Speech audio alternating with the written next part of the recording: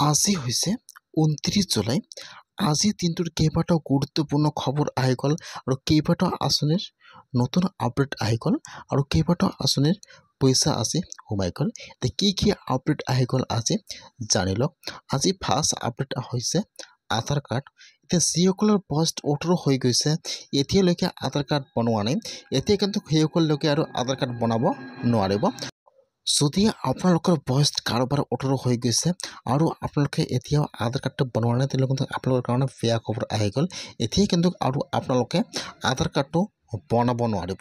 আজি কিন্তু আধাৰ কাৰ্ডৰ অফিচিয়েল ৱেবছাইটৰ পৰা নতুন আপডেট আহি গৈছে। এতিয়া যিসকলৰ বয়স ১৮ৰ ওপৰত হৈছে, এতিয়া আৰু সেইসকল লোকে আধাৰ কাৰ্ডটো বনাব নোৱাৰিব। এতিয়া খালী কিন্তু আধাৰ কাৰ্ড হ'ব ১৮ বছৰৰ তলত। এতিয়া কিন্তু আজি আৰু এটা নতুন আপডেট আহি গ'ল। সেইটো আপডেট হ'ল ভোটাৰ আই ডি কাৰ্ডৰ। ভোটাৰ আই ডি কাৰ্ডৰ ভেৰিফিকেশ্যন আৰম্ভ হৈ যাব অতি সোনকালে। যিসকলৰ ভোটাৰ আই ডি কাৰ্ড আছে, এতিয়া কিন্তু আপোনালোকৰ আই কাৰ্ডৰ সৈতে আপোনাৰ আধাৰ কাৰ্ডটো লিংক থাকিব লাগিব। এতিয়া কিন্তু আপোনাৰ ঘৰে ঘৰে আহি আপোনাৰ ভোটাৰ আই ডি কাৰ্ডটো ভেৰিফিকেশ্যন কৰিব যে আপোনালোকে অসমৰ নাগৰিক হয় নে নহয়। এতিয়া কিন্তু অতি সোনকালে ভোটাৰ আই ডি কাৰ্ডৰ ভেৰিফিকেশ্যন আৰম্ভ হৈ যাব। আজি কিন্তু ভোটাৰ আই ডি কাৰ্ডৰ নতুন আপডেট আহি গ'ল আৰু যিসকলে এতিয়ালৈকে ভোটাৰ আই ডি কাৰ্ডত নাম অন্তৰ্ভুক্ত কৰা নাই, এতিয়া কিন্তু আপোনালোকে খালী আপোনাৰ আধাৰ কাৰ্ড দি আপোনাৰ ভোটাৰ আই ডি কাৰ্ডত অন্তৰ্ভুক্ত কৰিব নোৱাৰিব। এতিয়া কিন্তু আপোনাৰ NRCৰ কপি অথবা যিটো আপোনাৰ মাটিৰ পাট্টাৰ কাগজ লাগিব।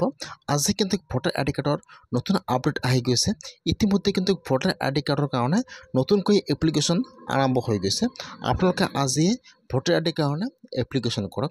এতিয়া যিসকলৰ ঘৰত স্মাৰ্ট মিটাৰ লগাইছে, সেইসকলৰ কাৰণে ভাল খবৰ আহি গ'ল। এতিয়া কিন্তু আপোনালোকে আগৰ যিটো মিটাৰ আছিল, আপোনালোকে আগৰ মিটাৰটো লাভ কৰিব।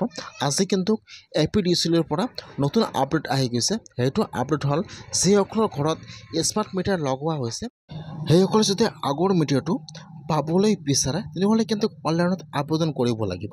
ইতিমধ্যে কিন্তু পৰ্টেলটো মুকলি কৰি দিয়া হৈছে। আপোনালোকে আজিয়ে অনলাইনত আবেদন কৰক আৰু আপোনালোকে আগৰ মিটাৰটো লাভ কৰক। এতিয়া কিন্তু আৰু এটা নতুন আপডেট আহি গৈছে। সেইটো আপডেট হৈছে NRCৰ। এতিয়া কিন্তু আৰু NRCৰ কাম আৰম্ভ হৈ যাব। আজি চৰকাৰৰ ফালৰ পৰা নতুন আপডেট আহি গৈছে। সেইটো আপডেট হ'ল এতিয়া আৰু অসমত NRCৰ কাম আৰম্ভ হৈ যাব অতি সোনকালে। যিসকলৰ নাম অন্তৰ্ভুক্ত হোৱা নাই বা কাৰোবাৰ ডকুমেণ্ট পোৱা নাই, এতিয়া কিন্তু আৰু NRCৰ কাৰণে নতুনকৈ আবেদন আৰম্ভ হৈ যাব বা আপোনালোকে এতিয়া NRC বিতৰণ কৰিব। আজি কিন্তু হিমন্ত চৰকাৰৰ পৰা নতুন আপডেট আহি গৈছে। সেইটো আপডেট হৈছে NRCৰ কাম অতি সোনকালে আৰম্ভ হৈ যাব। যিসকলে এতিয়ালৈকে 1971 চনৰ আগত অসমত আহিছে, তেনেহ'লে সেইসকলৰ নাম কিন্তু NRCত অন্তৰ্ভুক্ত থাকিব। আজি কিন্তু হাইকোৰ্টৰ পৰা NRCৰ কাৰণে নতুন আপডেট আহি গৈছে। যদি আপোনালোকৰ NRCৰ নাম অন্তৰ্ভুক্ত হোৱা নাই, তেনেহ'লে আপোনাৰ কাৰণে আজি ভাল খবৰ আহি গ'ল। NRCৰ কাম অতি সোনকালে আৰম্ভ হৈ যাব, নিউ এপ্লিকেশ্যন।